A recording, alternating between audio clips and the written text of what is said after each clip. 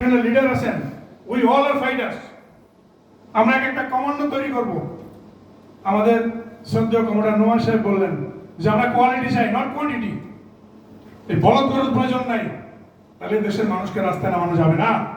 এবং দুর্নীতি এমনই একটা পর্যায়ে পৌঁছাইছে, ইটস এ ব্লাডি রাস্ট, মরিচা পড়ে গেছে, ওখানে হাতুড়ি মারতে হবে, এমনি করে হবে না। যারা পারবেন তারাই হবেন লিডার, দেশের লিডার, রিয়েল লিডার। কারণ ইমানের কাজ, আল্লাহর ডাক কখন চলে আসবে আমরা কেউ জানি না, চলে যেতেই হবে যে কোনো মুহূর্তে। আমার সাথে একটু পর দেখা নাও হতে পারে, আপনারা কেউ বাড়িতে নাও যেতে পারেন, উনি জানেন। বাট কিছু কাজ করে যায় জাতির জন্য। আরে কত খাবেন ইলিশ মাছ, কত ঘুষ লাগবে? We have to stop it, U turn. এবং এটা সম্ভব। আপনারা কেউ গেছেন সেনানিবাসে?